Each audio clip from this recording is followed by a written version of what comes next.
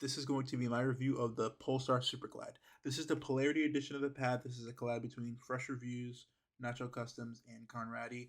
You've definitely seen Conradi's art on all the Padsmith pads. I just think his art style is amazing. The Empress and the Dark Chaos are Padsmith's glass pads. They look amazing, and this pad is no different. The main thing that stuck out to me on the design was definitely the koi fish and the yin and yang. That just heavily reminded me of the ending of the first season of Avatar: Last Airbender with the moon spirit and the koi fish and all that. I just think everything blends really well on this pad too, just from an artistic and just like a aesthetic standpoint. I think this is a fabulous pad and it would fit in a lot of setups very easily. This pad is my second glass pad and my third hard pad overall, and I think it's definitely worth the price tag. This came at $95. This is the XL version of the pad. This is 490 by 420 millimeters. It is that classic artisan XL sizing, so if you ever have one of those pads, it's going to pretty much fit on your desk the exact same.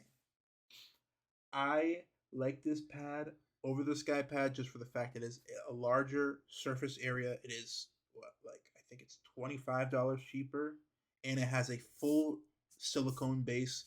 The Sky Pad doesn't. It has four rubber corners in the feet, and it does seem dated now that a lot of pads that came out in the last year, 2023, and that are continuing to come out this year have full backings, and it protects the designs on the pads much more. My sky pad has some missing paint, some places under the pad, and it kind of ruins the whole look of the pad.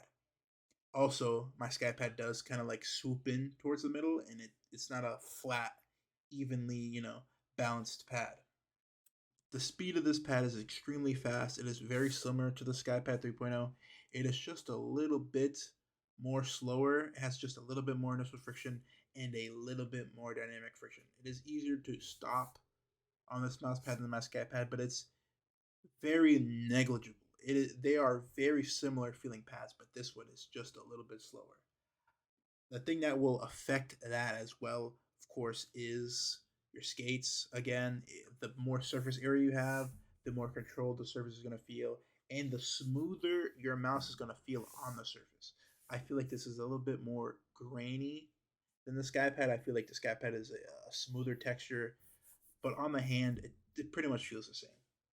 Overall, I think this pad is a better buy than the Skypad 3.0. There is cheaper pads than this that offer the exact same size or bigger size, and they're cheaper. But this is definitely my favorite overall glass pad that I own at this point. I hopefully will be getting a few more glass pads. I do have a Lethal Gaming Gear Neptune coming in that I have been waiting on for about 2 years. Hopefully that'll be my next pad review. Maybe not. I have to test my Artisan Zero just a little bit more so I can do my opinions on that as well. This is definitely my best performing glass pad. It is just, I think, my best performing pad in general. I definitely hit my best, aim lab scores. Um, Although, when I'm having a bad day, I do get punished by this pad a lot. I would recommend using this pad with a sleeve. Sometimes I don't use it with a sleeve, but it definitely your hand sticks a little bit. Not as much as a sky pad. I think your hand sticks way more on the sky pad, but I would recommend a sleeve. The main point of a glass pad, in my opinion, is to have a pad that is extremely durable. Right, glass is not really gonna. It's not gonna be like a cloth pad and get slow spots or anything like that. It's gonna be an extremely consistent pad. I would say there's a little bit more short term maintenance compared to a cloth pad. Cloth pad you have to wash maybe every month, 2 months. This you have to wipe down every 15, 20 minutes, depending on how sweaty your hand is.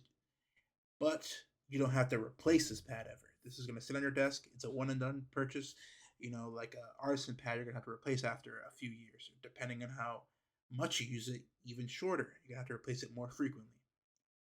I recommend this pad, but there's definitely cheaper options now.